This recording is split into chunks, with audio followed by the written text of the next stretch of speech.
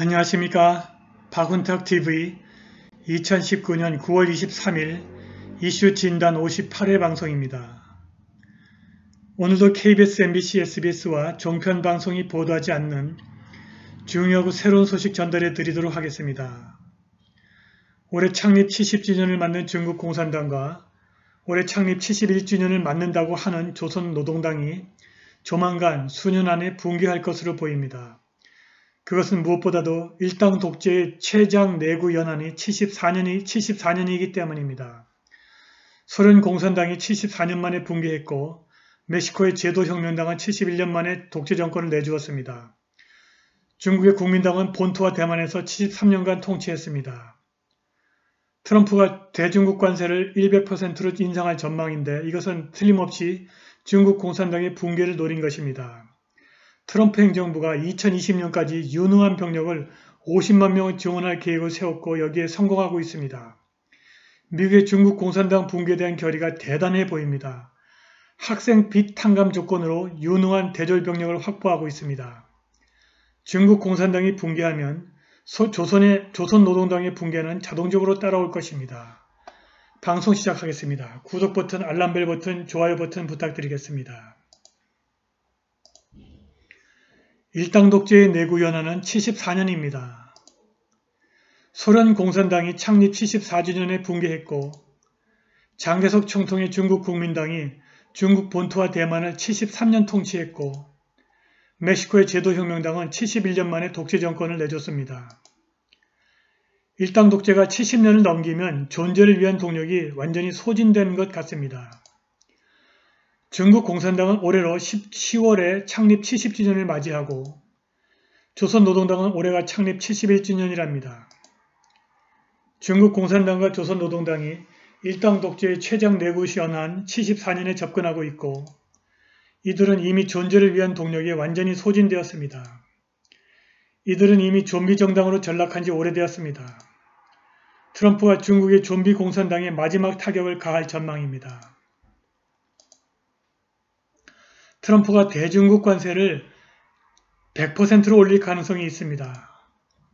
이것은 명백하게 중국 경제와 중국 공산당의 붕괴를 노리는 것입니다. 관심 있으신 분들은 중국 망했네, 트럼프 관세 100%로 인상, 연준 11월 4차 양적 완화 시작, 이슈 방담 58회 방송 시청하시기 바랍니다. 트럼프는 뿐만 아니라 조선노동당의 붕괴도 노리고 있습니다. 트럼프와 강경파 존 볼턴 안보보좌관을 경질했고 협상 무드를 조성하고 있으나 북한에 대한 전방위 금융체제가 10월부터 시작되었고 11월부터는 UN 결의에 따라 북한이 해외 파견 노동자를 모조리 불러들여야 합니다. 탈북자 방송에 따르면 현재 해결되지 않은 김정은 암살 미술 사건이 무려 6개라고 합니다. 여기에 미국제 무기와 장비가 다수 사용되었다는 것입니다. 트럼프의 조선노동당에 대한 협상 공세는 조만간 김정은 암살로 종결될 것입니다. 10월 1일에 시진핑이 인민공화국 70주년을 기념하기 위해서 연설을 할 것입니다. 그런데 시진핑의 명백한 자신감과 낙관론에도 불구하고 중국 공산당 평당원들은 점차 공산체제의 미래를 염려하고 있는데 이것은 정당한 것입니다. 2012년 시진핑이 주석에 올랐을 때 공산당이 인민공화국 창립 100주년 되는 해에 위대한 성공을 가져오기 위해서 최선을 다하겠다고 말했습니다. 그런데 지속적인 경제 침체와 미국과의 증가하는 긴장 때문에 시진핑이 약속을 지킬 수 있을 것 같지 않습니다. 중국 공산당은 일당 독재의 최장 내구 연한 74년에 접근하고 있습니다. 멕시코의 제도혁명당은 1929년부터 2000년까지 71년간 존속했고 장개석의 중국 국민당은 본토와 대만에서 1927년부터 2000년까지 73년간 지배했습니다. 소련 공산당은 1917년부터 1991년까지 74년간 존재했습니다. 그러니까 지금까지 일당 독재의 최대 내구 연한은 74년입니다. 그런데 중국 공산당이 염려해야 할 것은 단지 이러한 역사적 패턴만은 아닙니다. 중국 공산당은 모택동의 대약진 운동과 문화혁명 같은 자해 행위에도 살아남았습니다. 그런데 지금 중국 공산당이 미국과 새로운 냉전에 돌입해서 장기적 생존을 보장받을 수 없게 되었습니다. 모택동 이후 중국 공산당은 국제 무대에서 소위 도광양회, 즉 자신을 드러내지 않고 때를 기다리며 실력을 기른다는 정책으로 살아남았습니다. 그런데 2010년부터 월드뱅크 등이 중국의 경제력이 조만간 미국을 앞선다는 예측을 내놓자 도광양회 정책을 버리고 중국이 개입주의 외교 정책으로 선회해버렸습니다. 그러자 미국이 중국에 대한 유화적인 태도를 대결 정책으로 바꿨습니다. 미국이 우월한 군사력, 기술, 경제력 효율 그리고 동맹 네트워크로 중국을 압박하고 있습니다. 트럼프가 두 번째 임기 안에 중국 경제의 붕괴와 중국 공산당의 괴멸을 완료할 것입니다. 중국 경제는 이미 붕괴 과정이 막바지에 접어들었습니다. 관심 있으신 분들은 중국 경제의 거대한 다단계 사기, 가을은 금융위기의 계절 한방에 훅 이슈 진단 53회 방송 시청하시기 바랍니다. 중국 경제가 붕괴할 수밖에 없는 것은 무엇보다도 마이너스 영역으로 떨어진 총요소 생산성 때문입니다. 총요소 생산성이 마이너스이기 때문에 중국은 투자를 하고 생산을 할수록 적자가 발생하고 부채가 쌓이게 되는 구조를 갖고 있습니다. 이미 중국의 부채는 GDP의 300%에 달합니다. 중국은 수년에 걸쳐 위안화를 닥치는 대로 찍어서 금융 시스템에 신용을 무한정 주입하고 있습니다. 그런데 이제는 신용을 아무리 많이 주입을 해도 원금과 이자를 상환하고 나면 남는 것이 없습니다.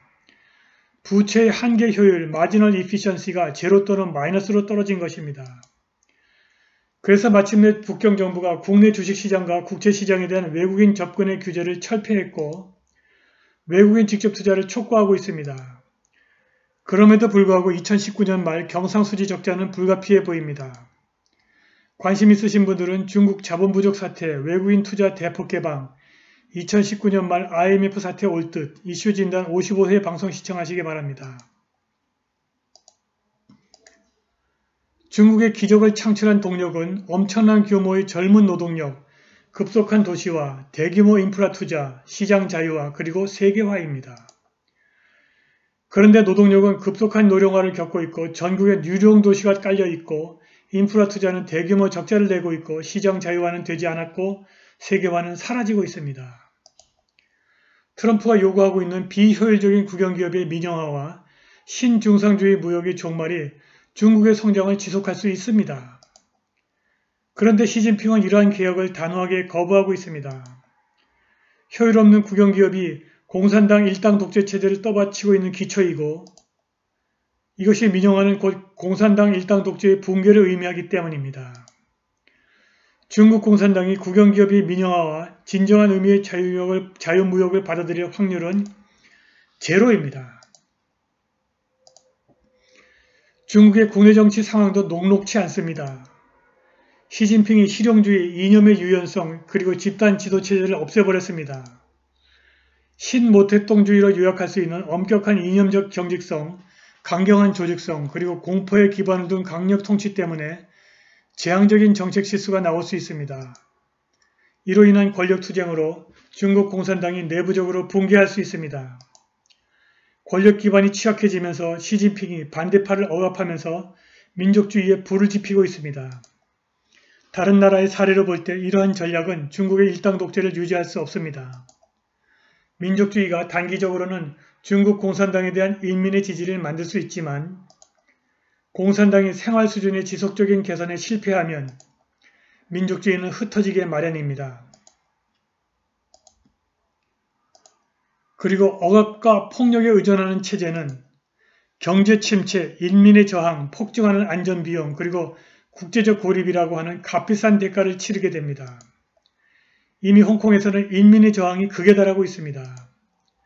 지난 주말에 홍콩의 친민주주의 운동이 또다시 길거리로 쏟아져 나왔고 지하철역에 화염병을 던졌고 길거리에 불을 질렀고 중국 국기를 모독했고 일부는 쓰레기를 담는 금속재 쓰레기통에 불을 질러 강에 내다 버렸다고 사우스차이나 모닝 포스트지가 보도했습니다. 시진핑이 10월 1일 공산당 창립 70주년 행사에서 이러한 장면을 어떻게 취급할지 귀추가 주목됩니다. 지하철역에다 이렇게 불을 질렀습니다. 홍콩 사람들이 지하철역 매표 기계에 이렇게 낙서를 하고 있습니다.